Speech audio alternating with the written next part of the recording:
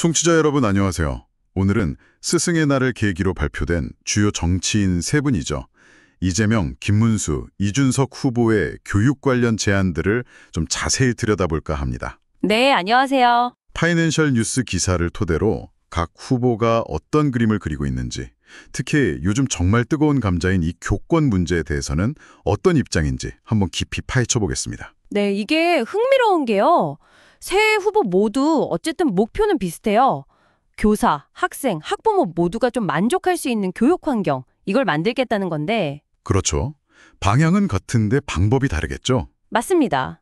특히 말씀하신 대로 교권 보호는 다들 굉장히 중요하게 생각하는 것 같아요. 보내주신 자료 보면서 구체적으로 어떤 약속들을 했는지 하나씩 좀 짚어보죠. 좋습니다. 그럼 먼저 이재명 후보부터 볼까요? K교육의 완성. 슬로건이 딱 이렇던데요. 네, 좀 포부가 크죠. 내용을 보면 유아교육이랑 보육비 지원, 이걸 5세부터 단계적으로 늘린다. 그리고 교사 한 명당 아동수, 이것도 OECD 수준으로 개선하겠다. 이런 내용이 있네요. 네, 그 교사 대 아동 비율 문제는 계속 지적돼 왔던 거니까요. 그렇죠. 그리고 사교육비 부담 줄이려고 자기주도 학습센터 설치하겠다는 것도 있고요. 특히 저는 이게 눈에 띄던데 서울대 10개 만들기 프로젝트. 네, 그거요. 지역 거점 구립대를 육성해서 대학 서열화 문제나 국가 균형 발전까지 보겠다. 이런 구상인 거죠. 교권 보호 관련해서는 어떤가요? 이 후보는 교사들 행정 업무 부담 좀 줄여주고 민원 처리 시스템을 좀 체계화하고 그리고 마음 돌봄 휴가라는 걸 도입하자고 제안했어요. 마음 돌봄 휴가요? 좀 생소하긴 한데 교사들 심리적인 지원을 강화하자는 취지겠죠? 네, 그렇죠. 이 후보 접근법의 특징이라면 그 국가교육위원회 중심으로 좀 사회적 합의를 거쳐서 정책을 만들려는 뭐랄까 상향식 그런 방식을 좀 강조하는 것 같아요. 현장의 목소리를 듣겠다. 뭐 이런 거군요. 국가가 책임지고 선생님은 교육에 전념하고 아이들은 믿고 잘할 수 있게 하겠다. 국가 책임을 강조하는 기조네요. 네, 맞습니다. 국가가 좀 더 적극적으로 나서야 한다 이런 입장으로 보입니다. 자, 그럼 김문수 후보로 넘어가 볼까요? 김 후보는 방향성에 10가지나 되던데 그중에서도 가장 좀 파격적인 게 교육감 직선제 폐지 이거 아닌가요? 네, 맞아요. 그게 가장 눈에 띄죠.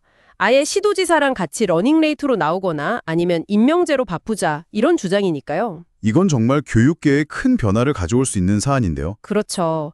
아무래도 교육의 정시적 중립성이나 투명성을 좀 강화하자는 명분인 것 같습니다. 다른 공약들도 보면 유치원이랑 어린이집 예산 지원 격차 줄이고 만 3세에서 5세까지 무상교육 보육, 이것도 5세부터 단계적으로 확대하고 늘봄학교도 더 늘리겠다.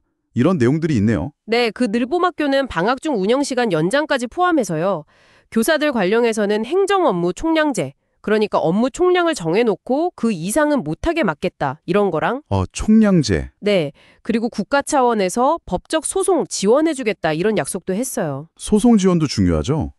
교권 관련해서는 또 어떤 게 있나요?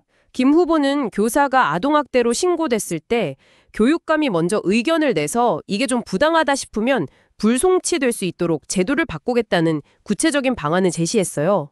교육감이 필터링 역할을 좀 하도록 하자는 거군요. 네, 그리고 학교 전담경찰관 SPO라고 하죠. 이 인력 늘리고 CCTV 설치하고 또 교사들 심리상담 바우처 주고 전문 상담교사도 늘리고 안전 문제랑 교사 지원책도 같이 가는 거죠. 국가가 아이 양육 부담 책임지겠다 이 말을 강조하더라고요. 국가 책임론은 이재명 후보랑 비슷한 결인데 접근 방식은 또 상당히 다르네요. 자, 마지막으로 이준석 후보입니다. 여기는 교권 강화에 거의 뭐랄까 올인하는 느낌인데요. 네, 맞습니다. 이 후보는 교권 회복이 최우선 과제다 이렇게 보고 있어요. 실추된 교권을 바로 세우고 학생의 좀 과도한 자유는 제한할 필요가 있다 이런 입장이죠. 구체적인 방안들이 좀 흥미롭던데 교사가 소송에 휘말리면 국가가 책임지는 제도, 그리고 교사한테 허위 신고하면 무고죄로 강하게 처벌하자 이런 것들이요. 네, 상당히 강경한 대책들이죠. 특히 디텐션 제도 도입, 이게 좀 독특한데요. 디텐션이요? 그게 뭔가요? 이게 처벌이라기보다는 지도 방식인데요. 잘못한 학생을 방과 후에 교실에 남게 하거나 특정 공간에 가서 좀 반성하고 학습하게 하는 그런 제도입니다. 미국이나 영국 학교에서는 종종 볼 수 있죠. 벌점이나 이런 거 대신에요? 그렇죠. 교사의 지도 권한을 좀 더 명확하게 하자는 취지로 보여요.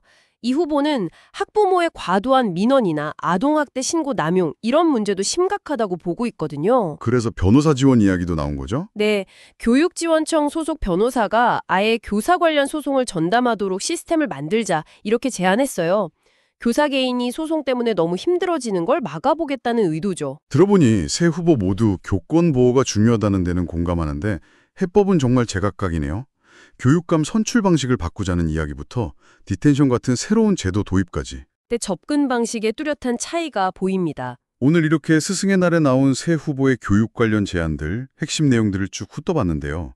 참 각기 다른 해법들이 실제 교육 현장에 어떤 영향을 미칠지 주목해서 봐야 할 것 같습니다. 맞습니다. 여기서 이제 우리 청취자 여러분, 바로 당신께 한번 질문을 던져볼 수 있을 것 같아요.